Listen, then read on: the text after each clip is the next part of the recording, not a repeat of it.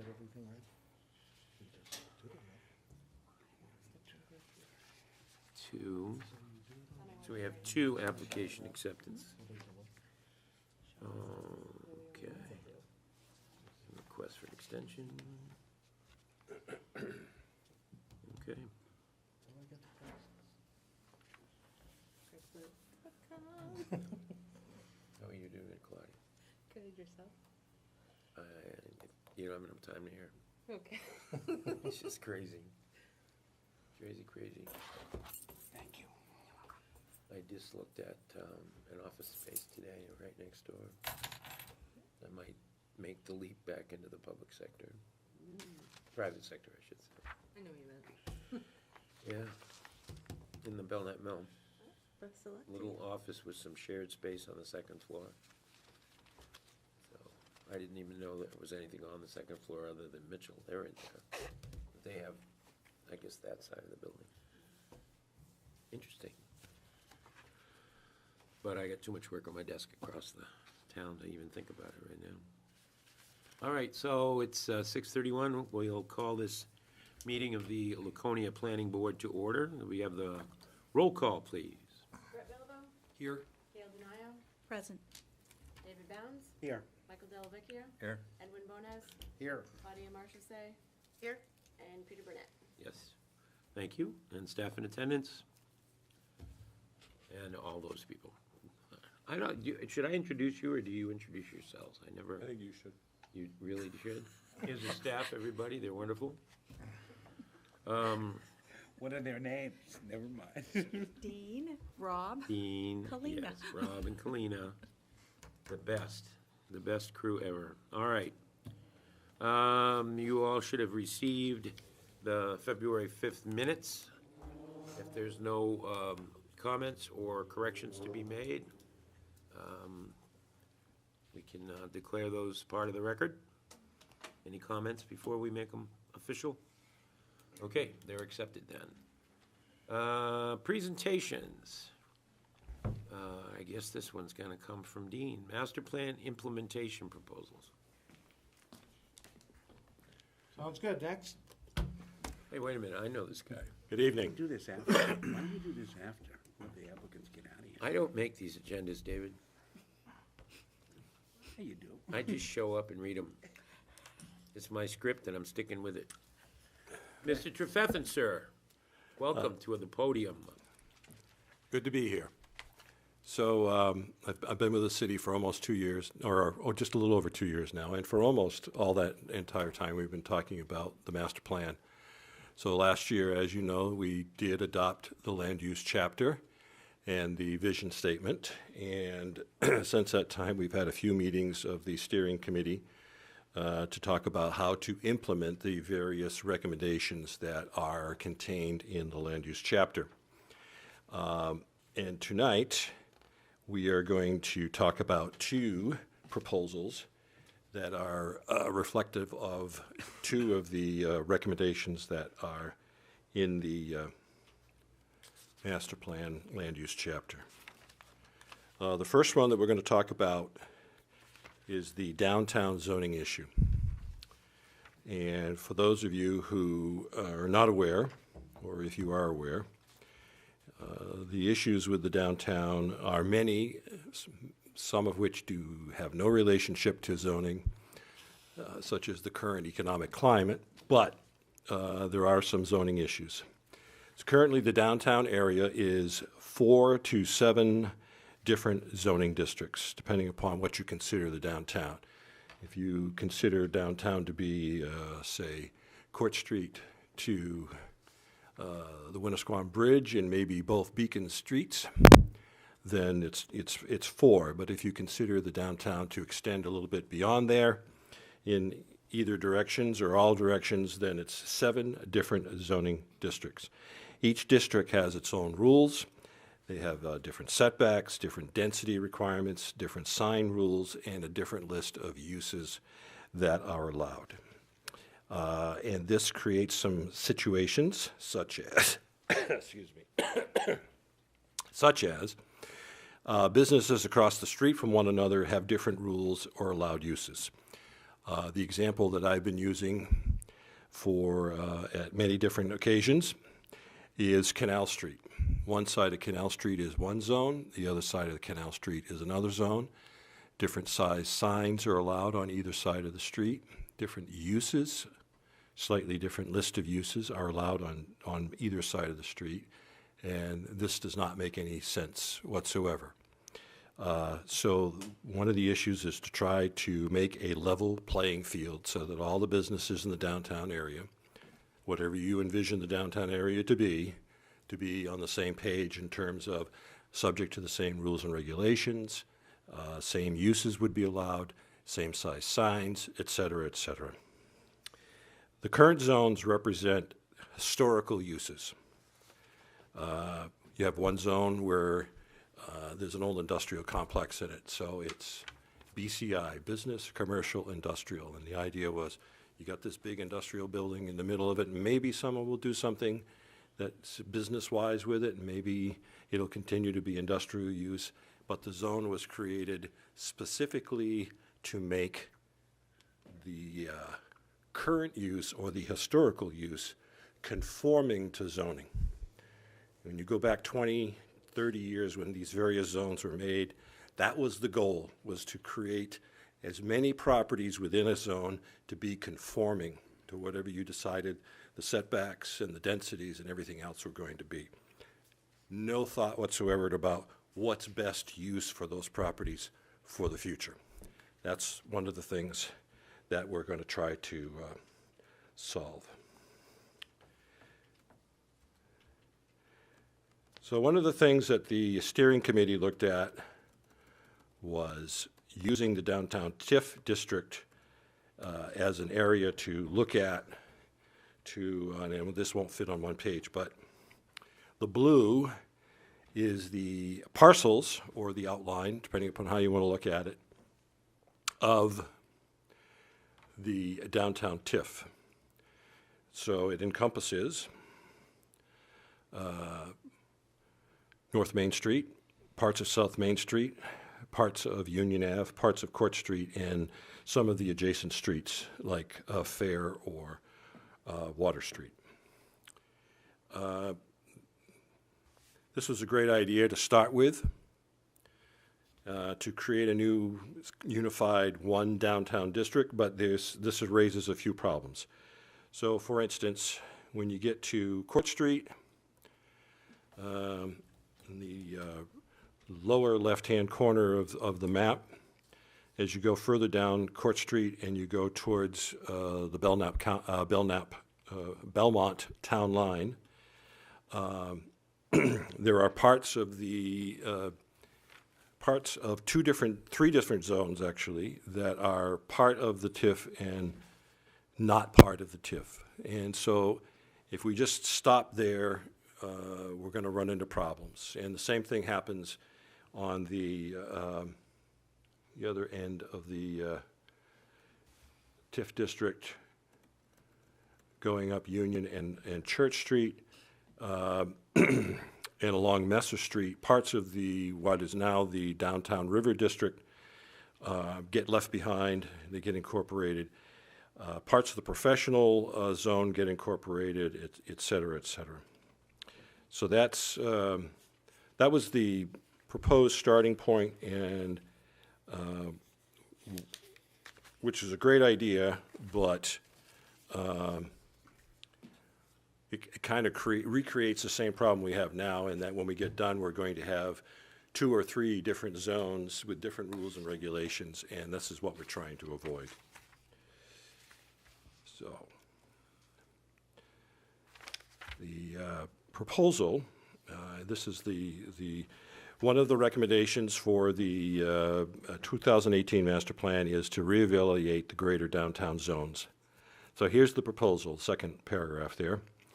Proposal to amend the zoning ordinance to create a new downtown zone.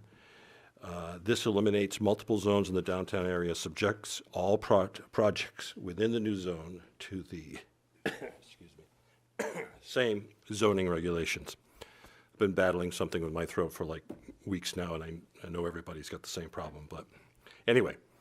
So specifically, these are the steps that we need to do.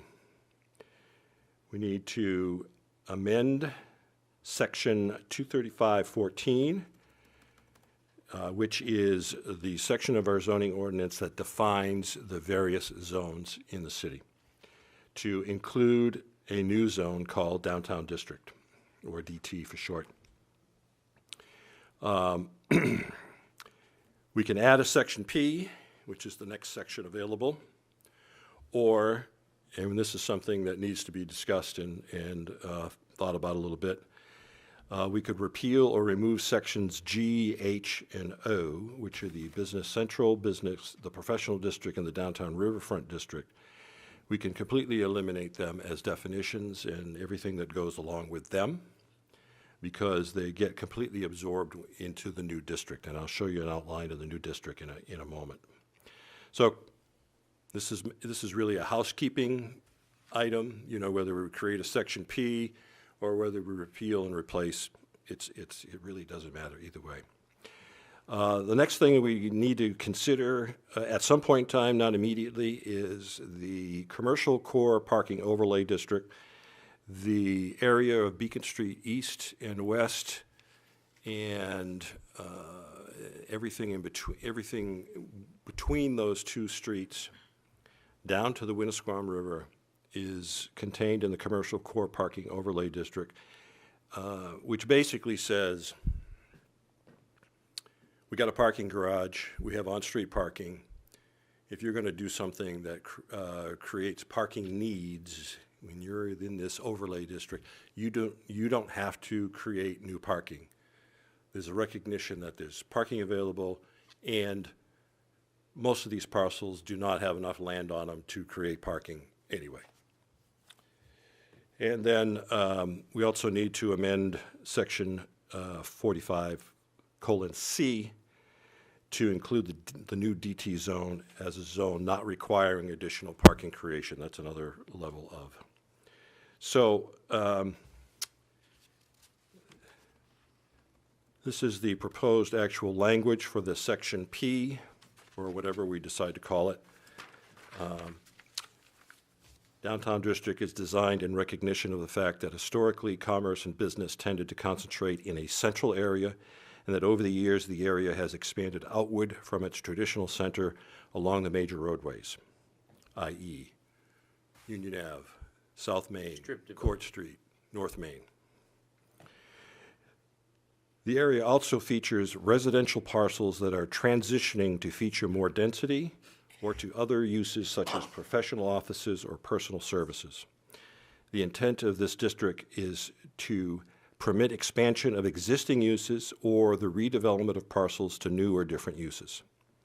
District will also provide opportunities, incentives, and requirements to acknowledge and respect the Winnipesaukee River in the downtown area between Lake Opeechee and Lake Winnisquam.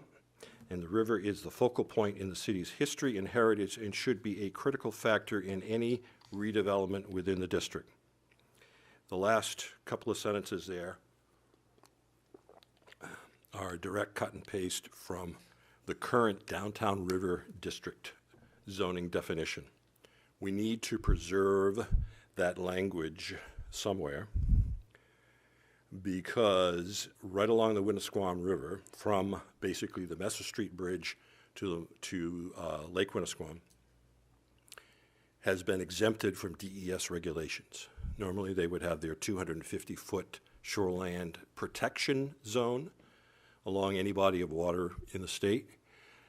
Many years ago, the DES gave the cities and some towns the option of creating exemption areas, recognizing that most parcels along the Winnisquam River from Messer Street to Lake Winnisquam are already developed, pretty heavily developed, already have walls, retaining walls, and all the development that's surrounding it, parking lots, buildings, et cetera, already there. So therefore, there is not much sense in trying to enforce the normal shoreland protection restrictions that DES would normally impose on properties along bodies of water.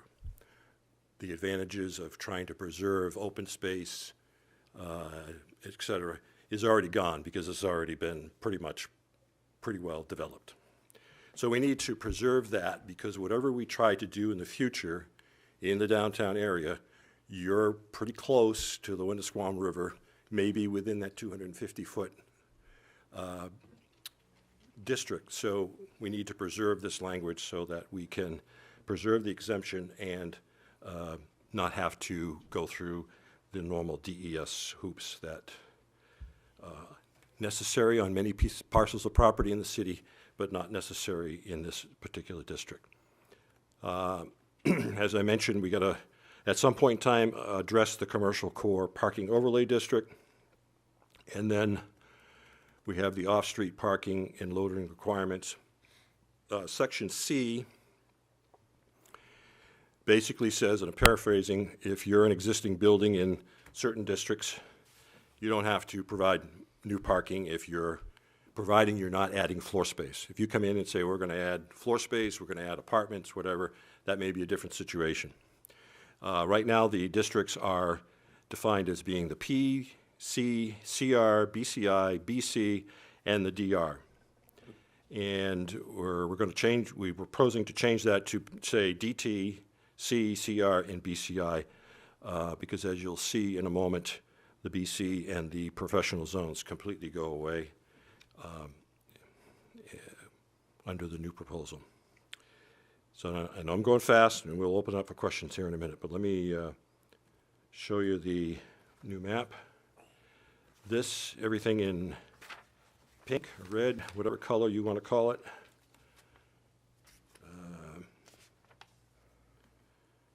would be the new downtown zone.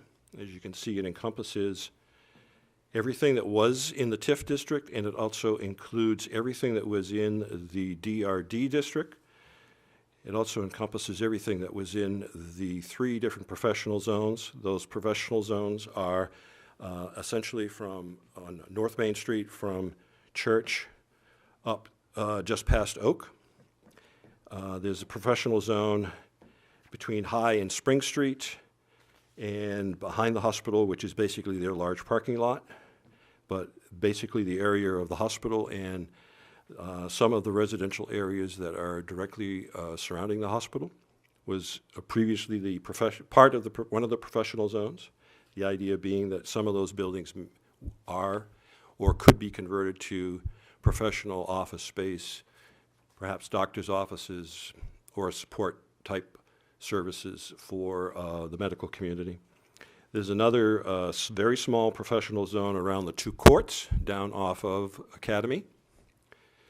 And when you include those 3 areas into the downtown zone, we no longer have any other professional zones elsewhere in the city, so therefore there's no need to keep those definitions.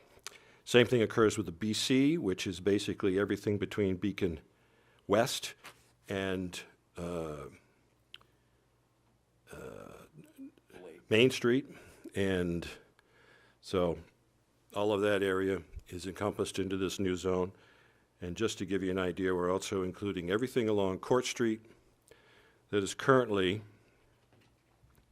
from Court Street to the Winnisquam River, everything along Court Street is currently zoned commercial, with one property being zoned BCI and another property as zoned industrial. The industrial property is, roughly speaking, the Stafford Oil properties. They own 3 or 4 properties along Court Street, and they were zoned industrial many, many years ago to give them flexibility to do what they're currently doing.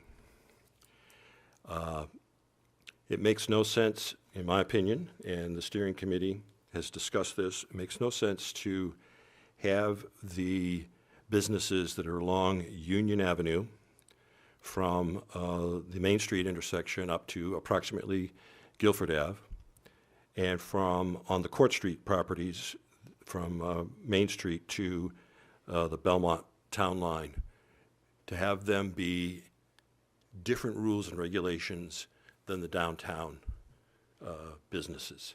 They're all looking to access the same customers. They're all looking to access the same traffic flow.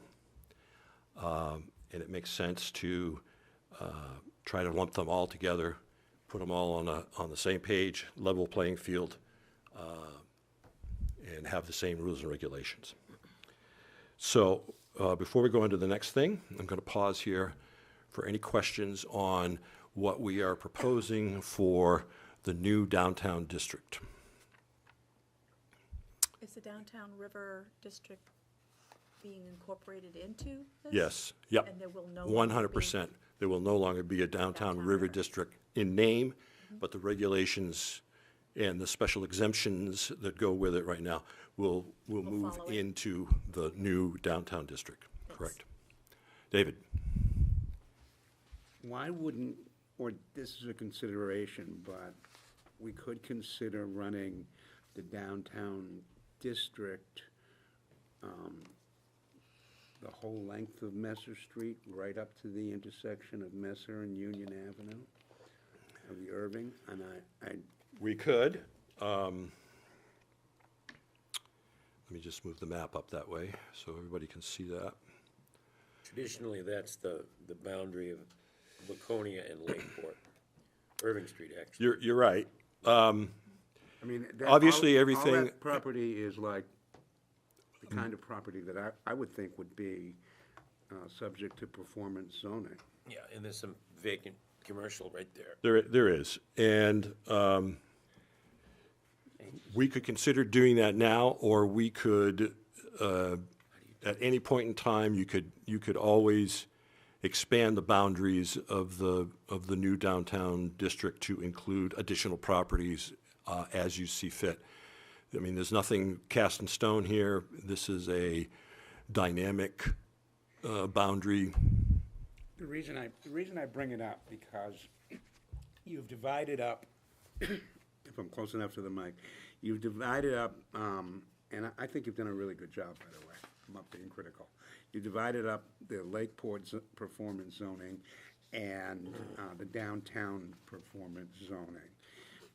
And I think we can keep the names the same, but I don't know why we wouldn't run the whole performance zoning right out Union Avenue through to Lakeport. Why we wouldn't, because that's all industrial, commercial, it's all the kind of property that we would want to encourage innovative approaches to what you're gonna do with that property, you know? Yep.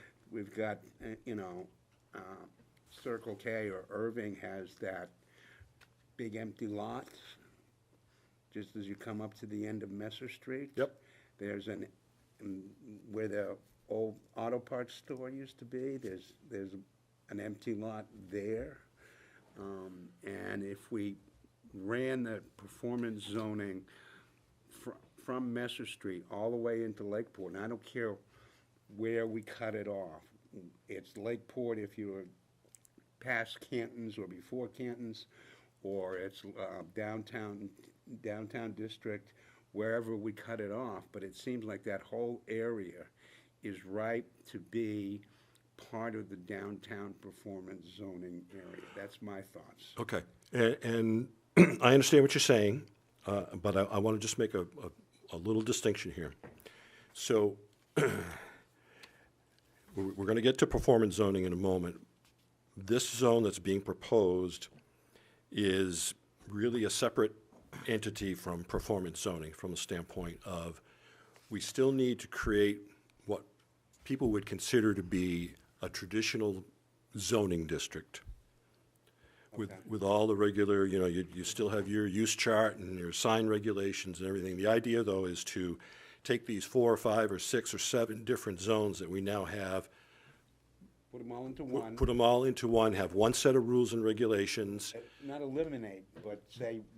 Right, we don't exactly. need to- So you need to do that regardless of whether performance zoning is adopted or not, because you'd still have a number of small lots within this area. A lot of them are residential in nature. They could be duplexes or triplexes or whatever. That's all true. That's right. And for them to be for them to use performance zoning is probably not realistic, because the kinds of things that they may want to do, they don't need performance zoning to do that. They would go through the normal site plan approval and just as they would now. And in some cases, they may have to go get a variance. In some, excuse me, in some cases not. Okay, so If you go back to the we haven't got to performance zoning, but when we get there, I want to show you a clause that's in the description that's Okay. I think is an important piece of the So, but to your point about, we could discuss and consider extending this proposed downtown zone further east on Union Ave towards Lakeport, if that's what you want to do collectively, and we could consider doing that. I'm not opposed to that. I mean, however we want to approach this. So we could do that. Well, I'm not advocating for anything right now. Yep. I'm not saying do this or don't do that. I'm just asking questions, and now I understand why you stopped it where you stopped it, in consideration of there are a number of apartment houses there. Right. One right at the intersection of Messer and Union Avenue. Exactly, right. So, and now I understand what the rationale is. Thank you. Okay. Anybody else on the downtown zone? Real good. All right. Moving on to performance zoning. That's another recommendation of the master plan. The proposal is to amend the zoning ordinance to add performance zoning overlay district. We're either going to add a section 21.1, or we're going to take 21, which is the housing redevelopment overlay district, and we could repeal that and just reuse that number for the performance zoning overlay district. Again, a housekeeping matter that Right. we just got to decide here. One little note about the housing redevelopment overlay district. It's been in existence for more than 20 years. To the best of our knowledge, it has never been used by any property owner. And given the direction that we're going with zoning in terms of performance zoning and the creation of the downtown district, we probably don't need this overlay district. But I'm not 100% convinced that that's the case at this moment. There's a slight chance that the overlay district is part of, and I have not checked on this yet, I haven't had time, but it could be, I'm saying could be part of our CDBG grants and process that we use. That's community development block grants that we get from the federal government. And while those dollars are decreasing every year, we do still get some in the city, and we have been using them primarily for low and extremely low housing services and proposals of those in agencies that support that kind of thing. So there may be some mention of this overlay district in there, and that's what I need to check on, just to find out what's being used or not being used. If it's not in the CDBG situation at all, then I don't see any need for us to continue to use it. But to be determined. So I give you a moment to read the proposed 235-21.1 Performance Zoning Overlay District. And while you're doing that, I will maybe try to give you a multitask. You can read and listen at the same time. This language in the category of don't reinvent the wheel, this language was basically lifted from the Salem, New Hampshire zoning ordinance. They crafted this performance zoning district in their community, primarily in response to the redevelopment of the Rockingham racetrack, land that they knew was going to cease to be a racetrack, and they knew it was going to get redeveloped, and they just didn't want it to be done piecemeal. They didn't want it to be done in the old-fashioned way of, a bunch of stores go out by the main streets and then behind everything is apartments and houses. They wanted something different and creative. And so they created their performance zoning district. We have taken their language. About 85% of it is intact right here. And then we've kind of tweaked things to be reflective of Laconia. There are a couple of very key points here. So the performance zoning district overlay at this time is being proposed for 3 distinct areas in the city. The first one is the new downtown district area that we just talked about. The second one is the Lakeport TIF, and I'll show you a map of that in just a moment. But it encompasses what you would probably think it encompasses in the Lakeport area in terms of the individual parcels that are included in the TIF zone. And then also in the area surrounding the state school property up on Parade Road and at the intersection of Meredith Center Road, Elm Street, et cetera, that general area. And again, and I'll show you a map of that, of what we're planning on including. So you can see under A, we're doing the DT zone, Lakeport TIF district, and then there are several parcels that are listed, and these are the parcel numbers for the pieces of land that are up near the state school property.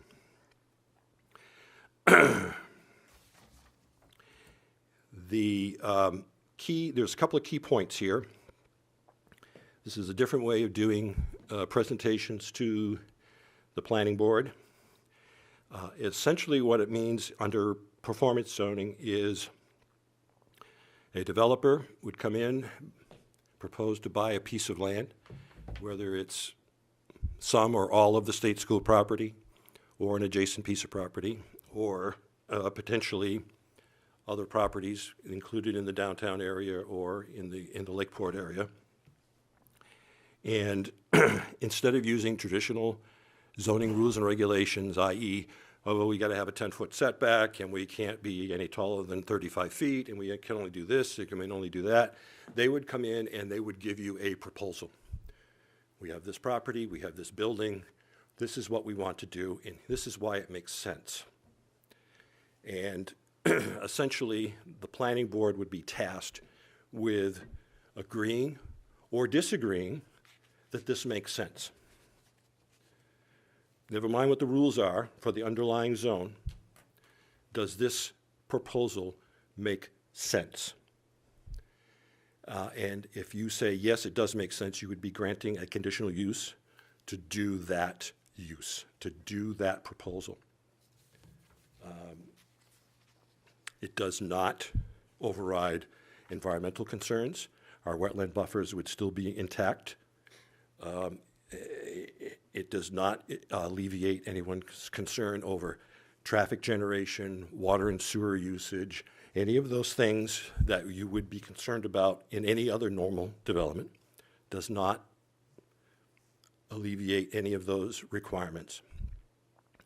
But when it comes to, should there be a 10-foot setback here, should there be no setback, should there be a 40-foot building here or a 35-foot building, those kinds of things are completely within the purview of the planning board to say, this makes sense for this property, for this proposal, for this area, and we agree and would grant the conditional use permit. There are some processes that need to go through this, and one of them is a kind of a master plan for their property. But I want to draw your attention to the B, the section B. because this is the key here that we were just talking about. The planning board may grant conditional use permits consistent with the criteria noted below, and we'll get to that in a second. An applicant is not entitled to the conditional use permit, and the planning board may, in its discretion, decline to grant such permit if the board determines such permit is not justified or warranted in accordance with the below criteria in the intent of this regulation. Skipping over the boilerplate language, all other zoning regulations shall imply, including but not limited to, steep slope regulations and wetland buffers. And up in section A, where it gives the things where you're not, the kinds of land use things that you're not going to be subjected to, density, setbacks, buffers, building lots, sizes, lot dimensions, parking requirements, and otherwise applicable. In Salem, they included signage as something that the planning board can do carte blanche. Thank God. I have decided to take signage out of that. I think that we can create within our sign ordinances the right criteria. And one of the things that Rob and I talked about concerning the issue of signs, which is particularly concerning, is the so-called electronic message signs, i.e.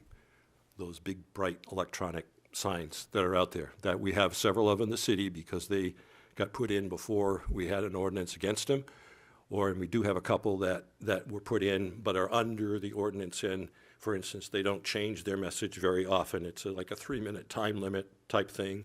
They can't flash, and you get down to other communities, and some of those signs are, when they change from one message to another, they have the rolling text, and they have the little stars go all over the place, and they're very annoying. And when you have 5 or 6 of those signs lined up on a major commercial strip, it truly becomes very, very annoying, and it is aesthetically just awful. And I'm sure that you've driven in areas where that has been true, and you go, what are they thinking? And it becomes a competition of who can have the best, brightest, most creative sign, as opposed to what the signs are supposed to be doing in the first place. So we decided not to include signs. We're going to leave signs in the sign ordinance, and if they want to propose some type of a sign that requires a variance, that's the way it will be. Moving down a little bit further here, there's a whole list of criteria that you need to do for a conceptual development plan.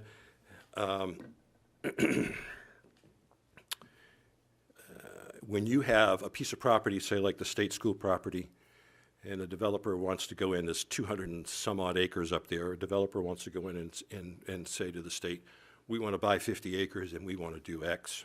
And they say, okay, fine, we'll sell you that property. This is where they've got to come up with a conceptual development plan. And there's a bunch of criteria here that they need to address. A lot of them are very similar to what would be our standard site plan requirements that they would do. They've got to address traffic, they've got to address utilities, et cetera, but the difference being that they can propose things that would normally not be allowed in certain zones. You go on to part number 2 there. The planning board has the sole authority for approval of conceptual designs. Under performance zoning, there's a considerable more responsibility placed onto the planning board when you get this type of application. You're still going to have the process of technical review. You're still going to have the process of staff reviewing things with the developer offline. You're still going to have the situation of you're going to have staff recommendations, et cetera, et cetera. You're going to have all of those things just as you do now. The difference is going to be that certain regulations that you would normally expect to be applied to a particular piece of property may not be applied to that property. And that's the significant difference. So that's performance zoning in a nutshell. And then let me just give you a couple of little more maps here. The pink is the present Lakeport TIF. Let me go down just a little bit more there. So right in the center there, you've got the intersection of Elm and Union. So everything along Union Avenue is going in either direction is contained in the TIF, and then the marinas and the industrial uses that are up off of Bayside Court and are included in the TIF as well. And the TIF goes down to basically at the intersection of Mechanic Street.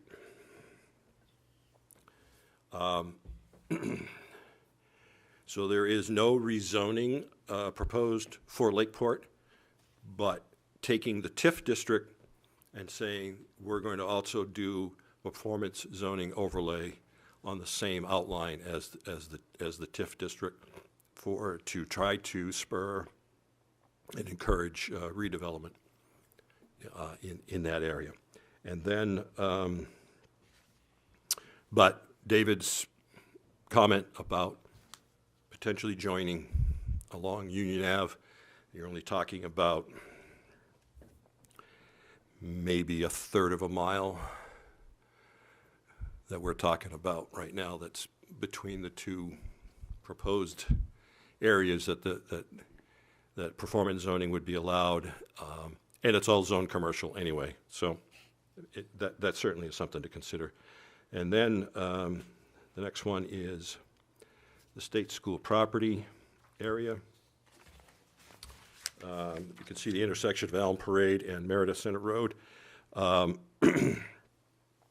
The upper triangle there is the so-called McIntyre property. It's privately owned. And then just below that, bounded by Meredith Center Road, Eastman Road, and Parade Road is the state school property. That is actually 2 parcels. There's a larger parcel that is the former school area and support services for the school. And then there's a smaller parcel down where, basically where it says private right-way paths, right in that area. There's another parcel that contains the 911 building and the Lakes Region Fire Dispatch Center and a couple of other uses that the state has up there. If you go a little bit further down, right across the street at the intersection of Old North Main and Parade, you have a little triangular piece there. The state actually owns the property. The city has a 99-year lease. I'm not sure how many years are left on it. I think around 70-something years are left on this lease that the city has on this property.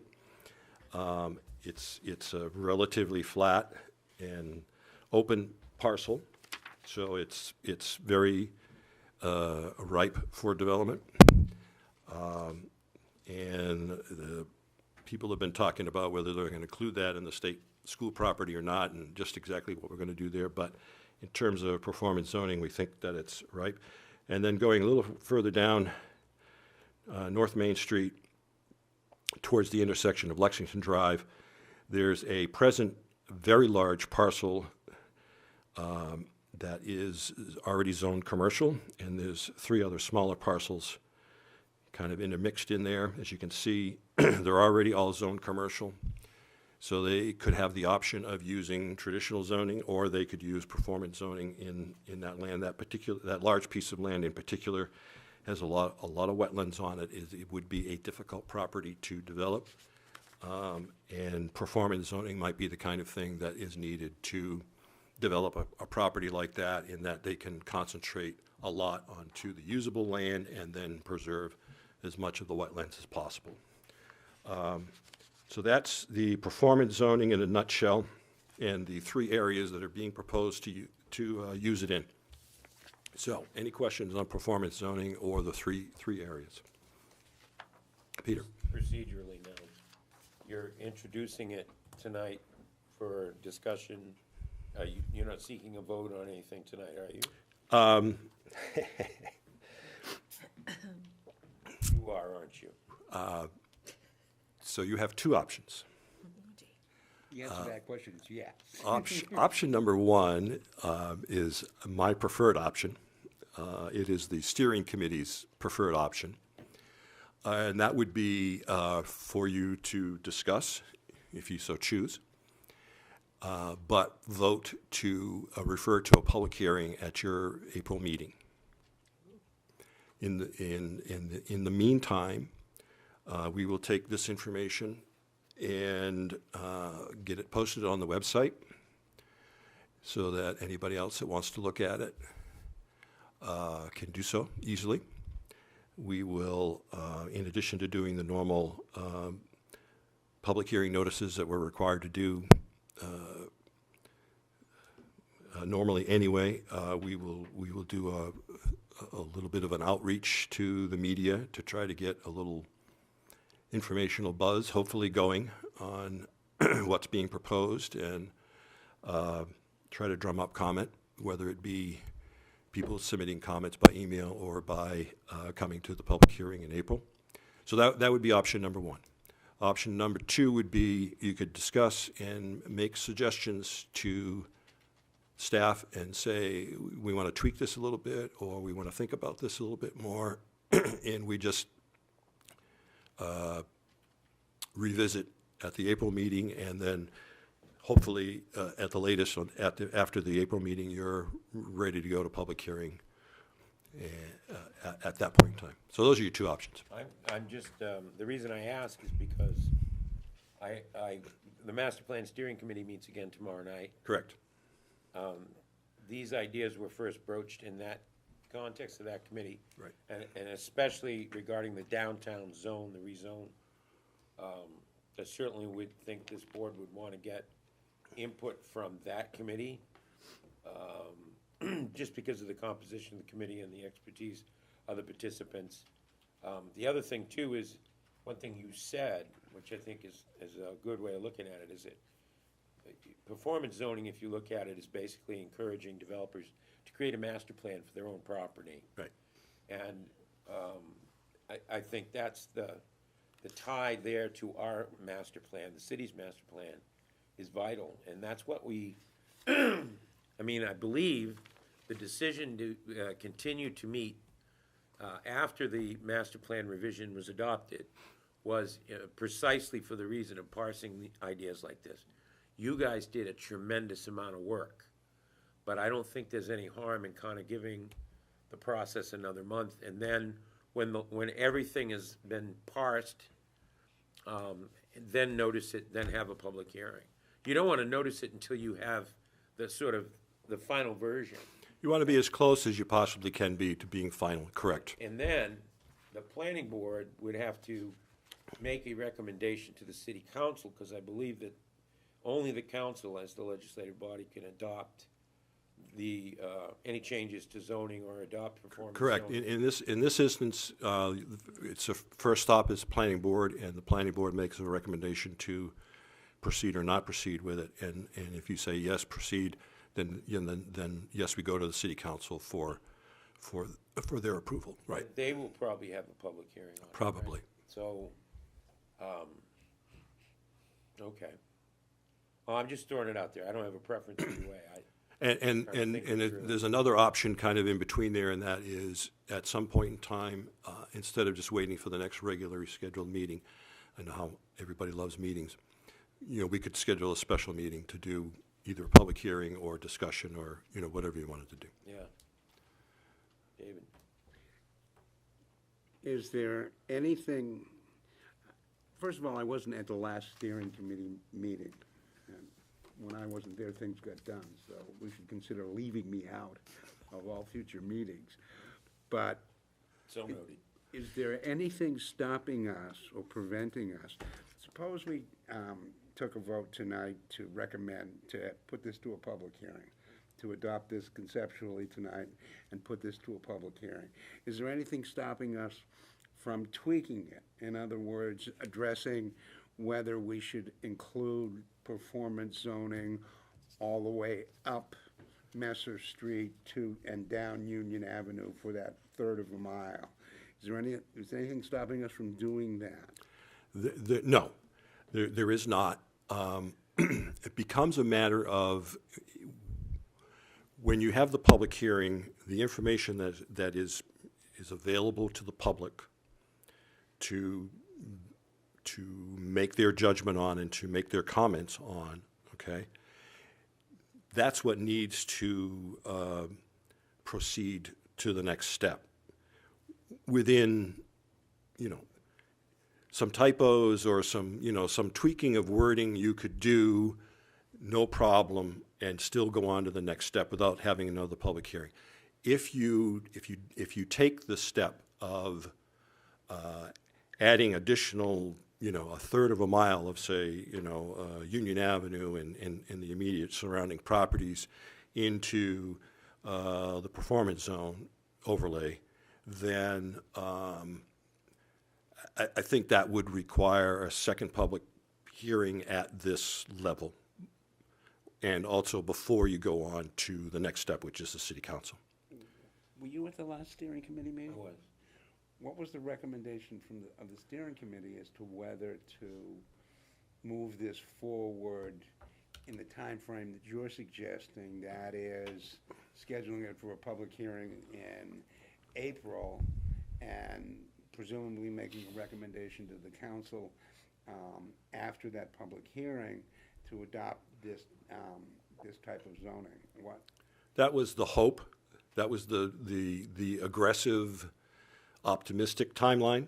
And I think it was because you saw some difficulties with using the downtown TIF. Well, after that I have, right, and yes. And came up with that memo that said, look, this is how we might approach it. Right. And all of that. Yeah. Yeah. So I'm not hell-bent for leather on this thing. So- I'm not saying we need to put it to a public hearing next April. No, I think I like his first option, because if, as a result of the public hearing, the planning board decides that changes need to be made, then changes will have to be proposed, and if they're substantial, then yes, we should renotice it, Right. so that the planning board recommends something specific to the city council. We don't want the city council messing with it. Yes, we do. Jeez. Well, the city council is very limited on how much they can mess with it, but point is taken. Yes, we do. That's the whole point of the steering committee. It's the whole point of doing this in conjunction, of the planning board doing it with the city council, and making sure we're all on board and we've got some cohesive thoughts that nobody's going to say, I don't want to do that. So Right. that's just my thoughts, and so. I don't think that at this point in time, unless individually someone has, some severe objections or really is uncomfortable with moving forward, I don't see any reason not to schedule a public hearing for April. And you can always, tweak it after that and schedule another public hearing for May, or do a special meeting, or whatever the board sees fit to do. And like I said, the timeline was, If we hopefully this was going to happen, but if it's delayed a month, I don't think that's a big deal. If we move it forward tonight, and we're in really no worse position when we come to the public hearing in April, if we want to tweak it again, the only downside is the additional cost for noticing up another public hearing. Yeah, and it's negligible. That's never. And that's the only downside. So we can move this forward. We can consider how we're going to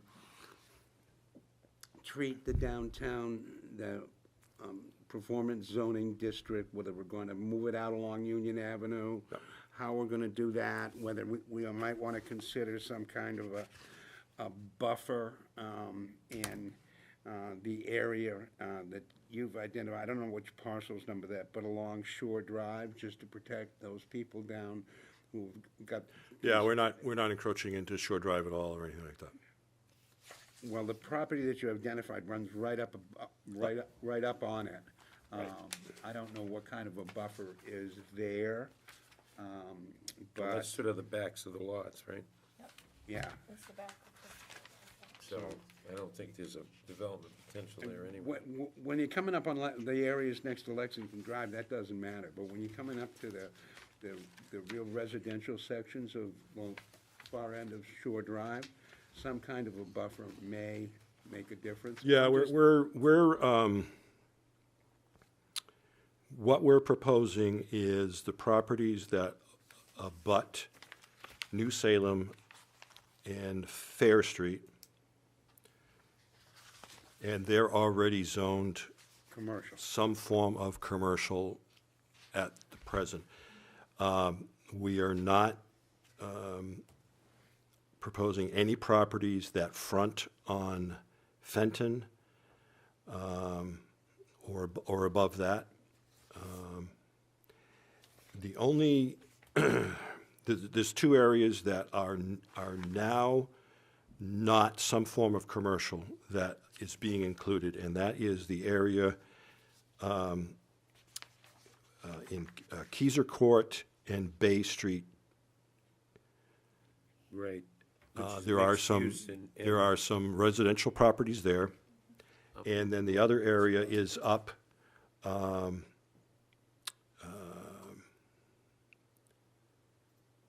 think, that's it. That area there is the, everything else is either professional or commercial or downtown River District currently. So it's really a relatively small area right around Bay Street and Keyser Court that are residents. And if you go back to the page with a lot of words on it, that's entitled Performance Zoning right at the top. I meant to point this out to you. Just above the, when you get down to the actual proposed language, just above the A, there is a sentence that says that performance zoning shall not apply to additions or expansion of existing uses and facilities on residential parcels containing 4 or less units of housing. And that is in response to the Keyser and the Bay Street area and also along Messer Street, which are primarily residential. But it is not necessarily single-family homes. There are a number of duplexes, triplexes, quadplexes, et cetera, in those areas. And the idea is that if you're a residential use, even if it's multifamily up to 4 units, that you're going to use traditional zoning to do whatever it is you're going to do, which is why we need to create this underlying downtown district in the first place. But if someone wanted to take 2 or 3 of those properties and cobble them together, then they would be subject to performance zoning, potentially. So there's a little bit, and that's in response That would be to. only if they were in the performance zone. Right, but they would be, if they are strictly a 4-unit or less residential property, they would not be eligible to use performance zoning. Well, you never know what the developer's gonna wanna do and how But- they're gonna. Right. develop So if they that. buy a property that has a 3-unit building on it, and then they buy the adjacent property that has, say, a 2-unit building on it, and they decide, we want to put these 2 properties together and we want to do something, then they would be eligible for performance zoning, because they're above 4 units. So I'd like to move this along a little bit to a vote, because we still have the public to deal with here. So, are there any more questions for Dean about his excellent presentation this evening? Hearing none, would someone care to make a motion? Yeah, I wanna get the applicants who are here done with, take up those, and then we'll make a motion on this. We can just put this to the side right now and get these applicants out of here. Well, why can't we just have a vote right now and be done with it? Cause I don't know what the debate is gonna be like. Well, as I see it. Okay, you're his just recommend- prolonging it, so never mind. What? You're just prolonging it, so never mind. My idea was to get these applicants out of here. But if you're gonna stick on it, we'll do a vote. I don't care. All right, so who would like to make that vote? Who would like to make that motion? As I understand it, what he's recommending is that we simply take a vote to have a public hearing on the issue. And that will be at the next meeting, the April meeting. And that will be properly noticed, and the paperwork will all be available online. It'll be an opportunity for developers and other interested parties, shall we say, to weigh in. Even if they can't be here, they could send us something in writing. And with this language out there, those who are really into the details will be able to dive in, like David, and those that are simply interested in hearing what the concept means and how it could affect their ability to reach the highest and best use for their properties, they could also attend the public hearing and ask pertinent questions. And we're not tied to anything beyond that, right? So, would anyone care to make a motion along those lines? I move that we take the proposal as submitted by the planning director and the planning department regarding performance zoning and a new downtown district, a new Lakeport district, and a new state school district with respect to this matter to a public hearing at our next regularly scheduled meeting in April. What date is that? April 4th, I think. Second, I think. Second, I was off by 2.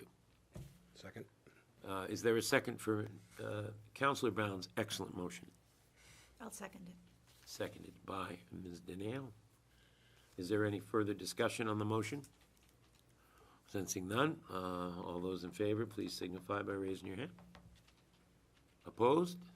Abstained? Motion carries. Thank you. Thank you, Dean. Thank you. I had no idea when we talked last week that you were this far along. I thought you were still at the conceptual stage, and here you are showing up with all this Thank you. detailed stuff. Yeah. Okay, moving right along, we are at extensions. Is there someone here on PL 2017-0099 SP? It's 570 Union Avenue, and it's the first extension request. Enter and sign in, please. Good evening. For the record, I'm Kevin Morissette, here to represent PEM Real Estate tonight, which is the owner of 570 Union Ave, and we're asking for a one-year extension to try to get this project along. So, could you explain what the extension will accomplish? We just need more time. We're trying to find a tenant for the building before we actually start construction, if possible. We've had a little history of it. We bought the building, we tore it down, we had a new one designed, we got approvals from this board to build it. We tore the building down, we started digging the cellar hole. Well, when they were taking the building down, the last part was an existing floor from the building that was built in 1956, which you didn't even know existed until you actually ripped it down. And under the concrete floor, we hit 2 oil tanks. So you have to go through the process of that at a cost of $20,000, get that taken care of. And then the city was after us to run the water and sewer from the street. We had to go back out into Union Ave and run a new sewer line in and a new water line at the cost of $60,000 just to get it in off the street onto the property. We did that so that the city could pave, which they didn't end up paving, but at least that's better for us. We're all set in the springtime so they can pave whenever. That bump isn't too bad. And then while we were there doing the water line and we were prepping the rest of the cellar hole, we hit 2 more oil tanks. Had to go through the whole process again. Is this the former pawn shop that's just 2 Correct. doors? Old Mac north Durgan, of the, old Mac Durgan truck building, there? which was built in 1978, to my knowledge. It used to be Mr. Beef, my friend, when I was a little kid. That's what everybody said, but before that, it was a laundromat, and that's where we hit one of the tanks. And you never would have known it. There was no fill caps anywhere. The slab was just poured over these 2 tanks. So we had to go through that. It cost, again, at $20,000 in the setback. Oh, my God. So in the meantime, you know, we've taken on other work.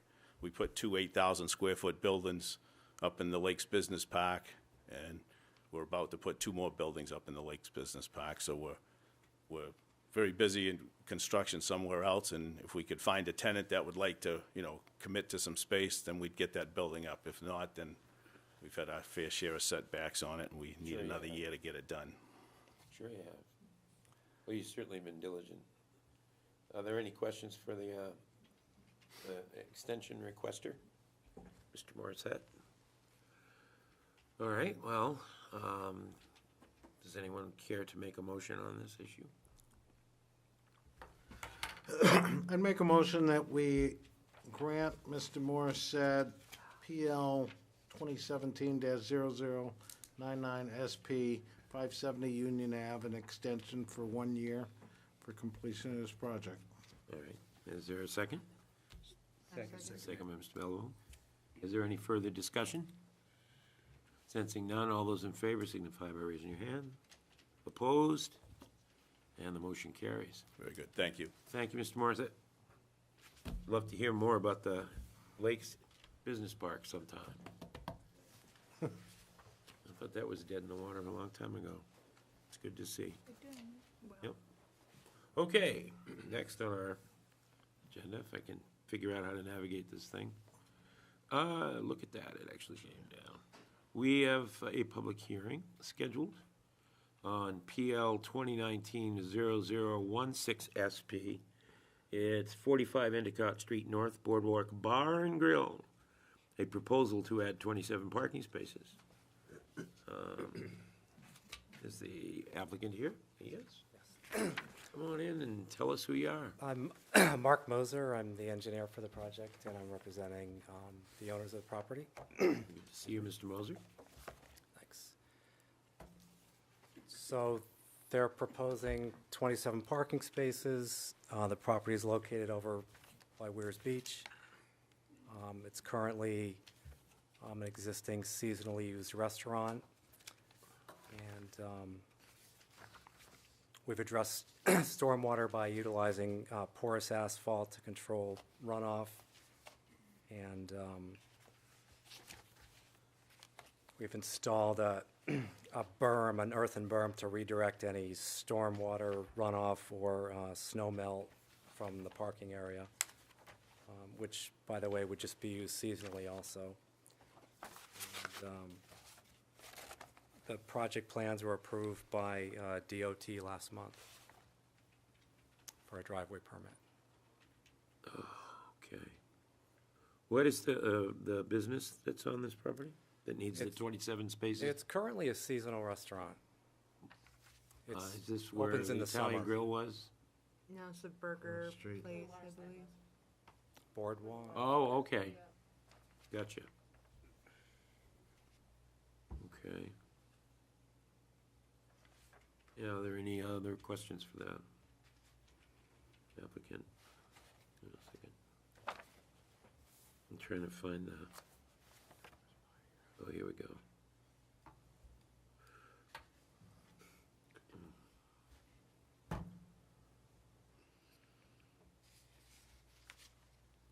Okay.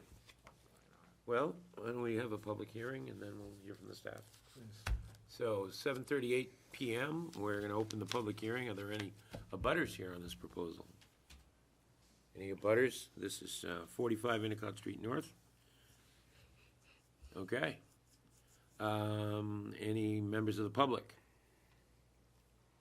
Any hungry people? Okay. Sensing none, we'll close the public hearing at 7:39, and we would entertain the staff's recommendation.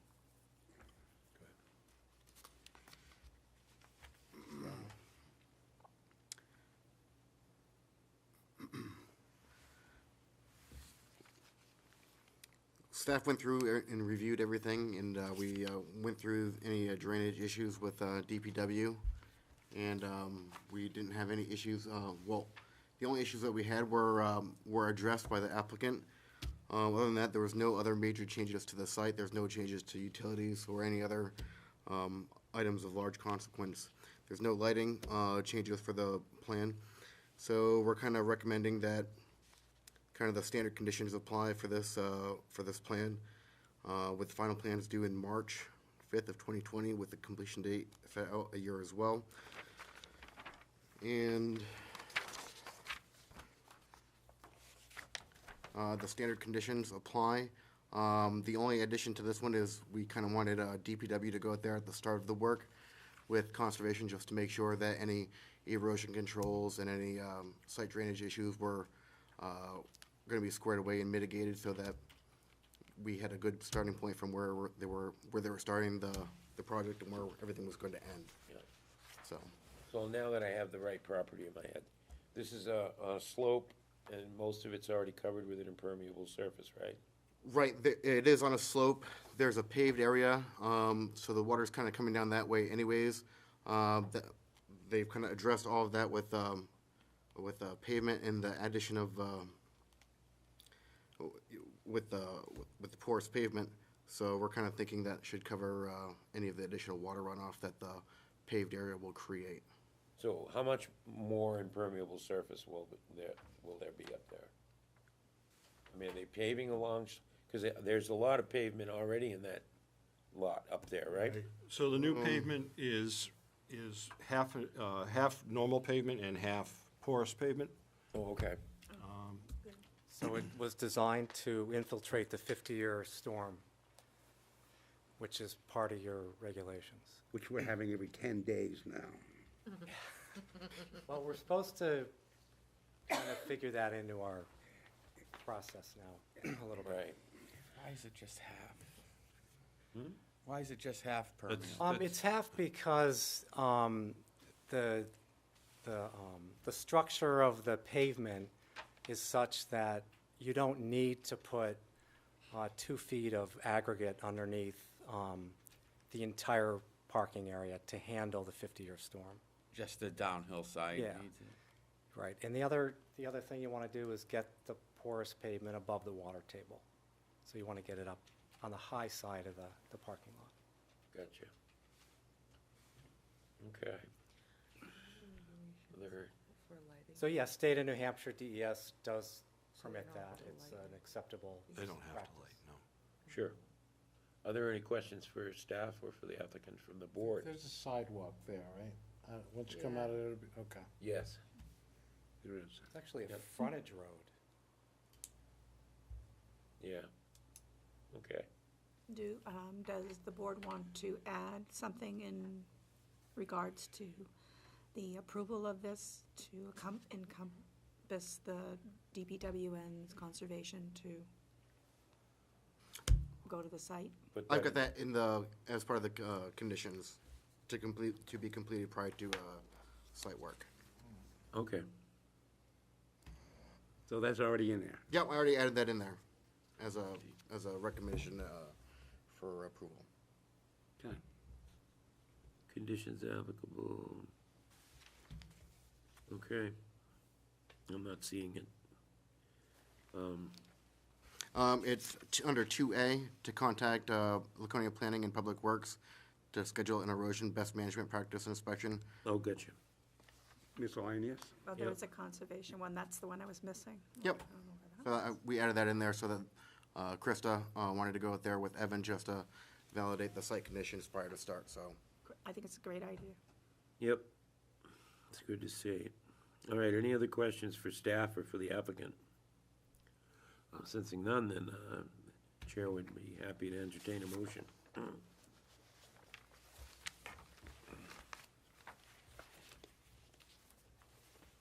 Chair recognizes Mr. Bowles. As to application PL 2019-0016SP, I move that the application be accepted as complete and conditional approval be granted on the criteria identified by the planning memorandum, Roman numeral 1 through 2. 1 through, not Roman numeral, just 1 through 4 inclusive. So Roman 1 No, and it's not Roman 2, 1 through 4. It looks like a Roman numeral 1 when I look at it, but it's just really a 1, Roman numeral 1, Roman numeral 2. and the 4 conditions as outlined in Roman numeral 2. Excellent. Would anyone care? I'll second his motion. Seconded by Mr. Rose. Is there any further discussion regarding this motion? Sensing none, all those in favor signify by raising your hand. Those opposed? And it carries unanimously. Thank you, sir. Thank you. All right, back to iPad land. I'm trying to get there. Okay, so now we're at part 10, application acceptance. 10.1 was New Hope Drive. Apparently, the applicant has requested that be continued to April 2nd. So 10.11 is PL 2018. Before you do that, you need a formal vote to continue New Hope Drive. Oh, I'm sorry. Would anyone care to make a motion to continue New Hope Drive to April 2 at the request of the applicant? I'll make a motion to continue to April 2nd. All right, motion to continue PL 2018-0080 SU. I'll second that. Seconded by Ms. Dineo. Are there any questions or further comments? Sensing none, all those in favor signify by raising their hand. Opposed? And that motion carries. Thank you very much for steering me back to the job here.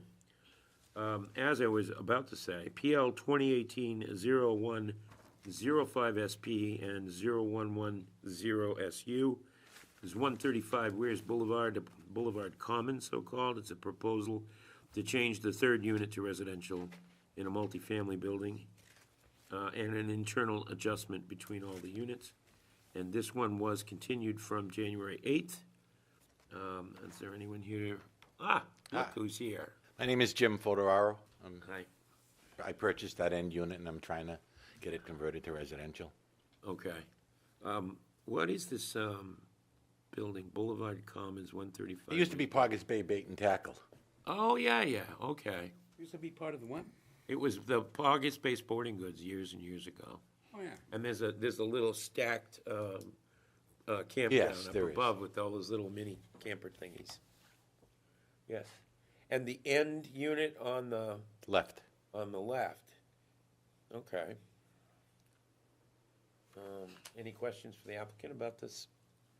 I had to come here. This is an application acceptance, right? No, because we weren't doing a public hearing for this one, we were just doing acceptance. Should just be. This is just the acceptance of the application, right? Yeah, okay. Staff, do you want to weigh in on this, or? The application is Is complete. in order. So you can refer this to a public hearing at the next meeting. Okay, so the chair would entertain a motion to send this gentleman home with a promise of a public hearing next month. I make that motion for PL 2018-0105 SP and 0110 SU, move that the application be accepted as complete and a public hearing be scheduled at our April meeting. Second? We still, yeah, at our next public hearing in April. April 2nd. All right. Is there a second?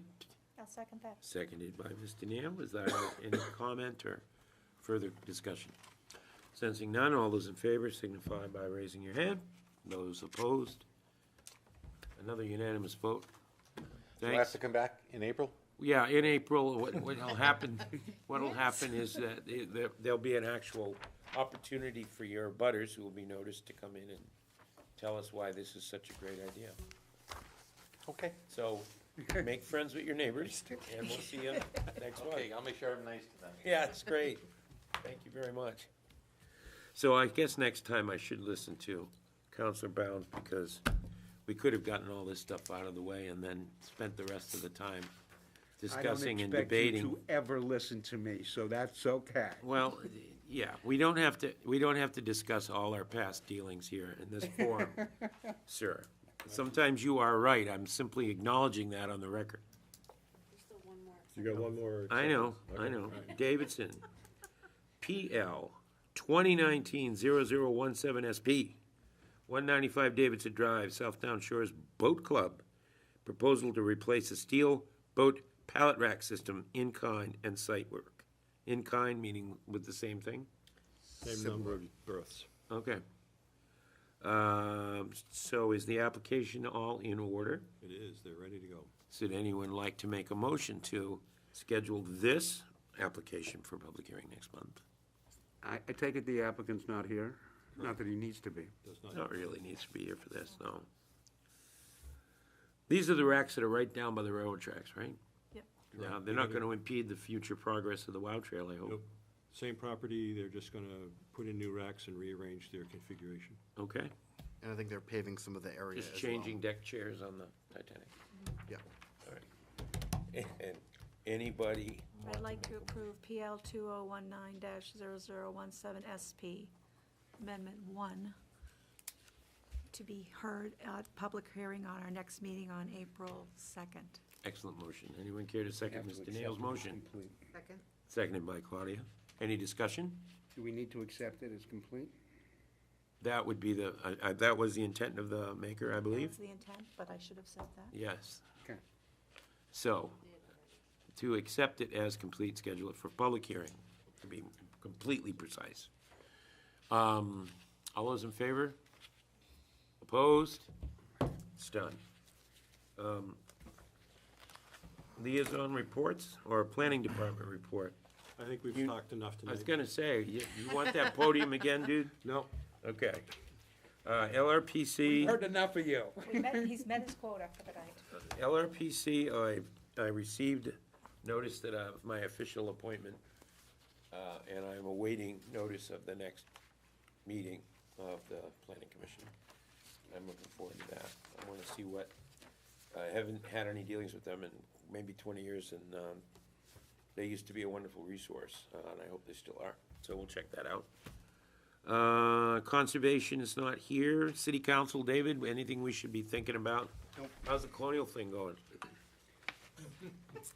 Keep your fingers crossed, buddy. Okay. Keep your fingers crossed. Every time I talk to somebody downtown about the project, they can't get their hands into their pockets because their fingers are all crossed, so I don't understand. There's a lot of cold hands out there, and it's hard to wear gloves. Under other business, I received in the mail the other day a letter from a member of this board, a letter of resignation, which, I was sad to see it. But Gail is going to be resigning from the board.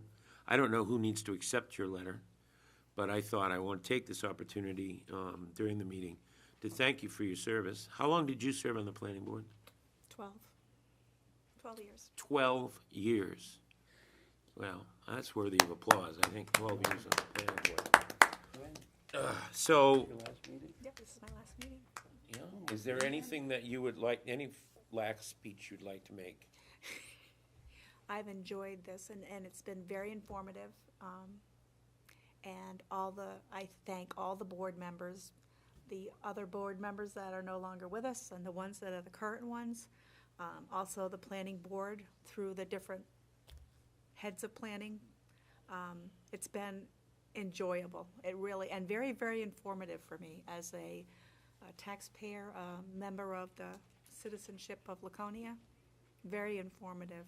I would recommend for people to be on boards. They'll find out more than they would if they just read the paper. Okay.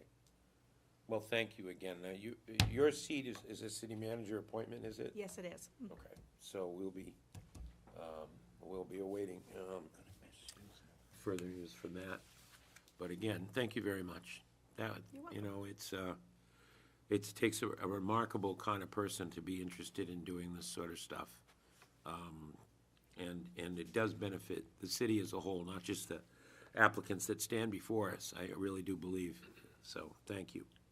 Is there any other business that we could attend to this lovely March evening? How many days until spring? Like too many. too many. Well. I would then therefore entertain a motion to adjourn if we've done everything we could possibly do. This is meteorological spring. We're in it. We're in it right now. Meteorological spring. Yes. You're gonna make me Google that, aren't you?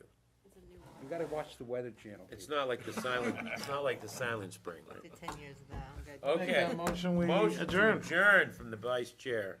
Anyone else care to weigh in on that? All those in favor? Opposed? Thank you for your service. Okay. Why does Southdown have to get a permission? That's totally not prepared for You're you. like, I think "Huh." because